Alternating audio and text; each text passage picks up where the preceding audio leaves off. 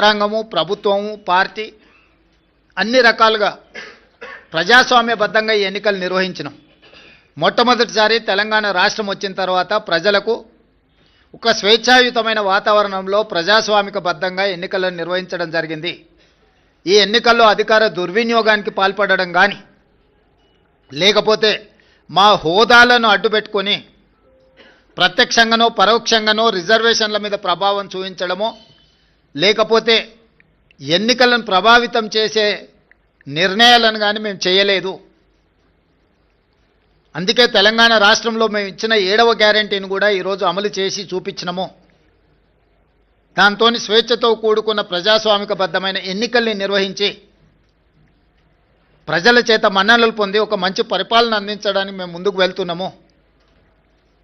ఏ రోజు కూడా ఓడినప్పుడు కుంగిపోవడము, గెలిచినప్పుడు ఉప్పొంగిపోవడం, గెలిస్తే అహంకారంతో కళ్ళు నెత్తికెక్కడం లాంటి వ్యవహారాలలో మేమెప్పుడూ భాగస్వాములం కాలేదు.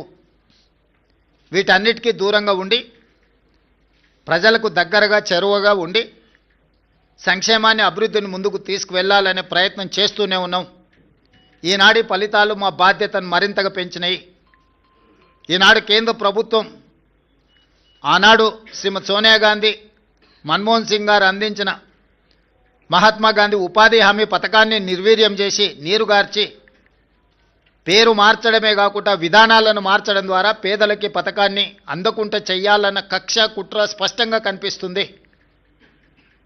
కేంద్రంలో సోనియా గాంధీ గారి మీద, రాహుల్ గాంధీ గారి మీద కక్షతో కూడిన అక్రమ కేసులు పెట్టడం, కోర్టులు చీవాట్లు పెట్టినా కూడా మారకపోవడాన్ని మనం కళ్ళతో చూస్తున్నాం.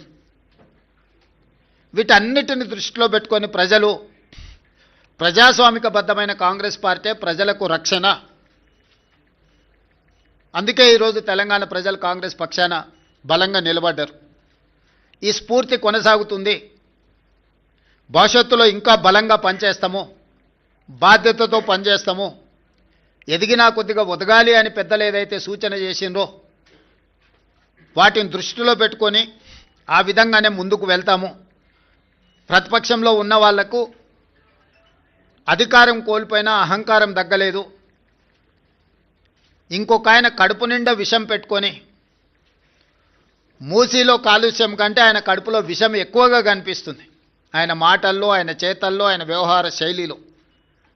ఇప్పటికైనా ప్రజా తీర్పును గౌరవించి ప్రభుత్వం తీసుకుంటున్న నిర్ణయాలకు సహకరించి ముందుకు రావాలి. ఏదైనా మాట్లాడతాం, ఎట్లయినా మాట్లాడతాం. బర్తగించిన విధానాలతోని ప్రజల్ని ఇబ్బంది పెడతాము అనంటే ప్రజలు ఇచ్చే తీర్పు ఈరోజు వాళ్లకు కనువిప్పు కలగాలి అని నేను అనుకుంటున్నా. ఈ ఫలితాలను చూసే అద్భుతం అనుకుంటారు. సంతోషం. ఈ అద్భుతం 2029లో కూడా జరుగుతుంది మీరు కోరుకున్నట్టే.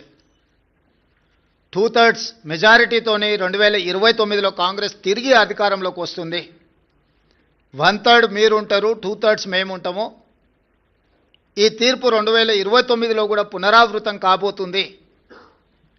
ఇప్పటికైనా అహంకారం తగ్గించుకోండి, అసూయను తగ్గించుకోండి.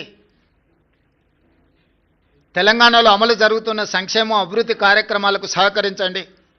బాధ్యతాయుతమైన ప్రతిపక్షంగా వ్యవహరించండి. అంతే తప్ప మీ అసూయలతో, మీ ద్వేషంతో తెలంగాణ రాష్ట్రానికి నష్టం జరిగే విధంగా మీరు మాట్లాడకండి. అంతర్జాతీయ విపణిలో తెలంగాణ రాష్ట్రానికి ఒక గొప్ప గుర్తింపు.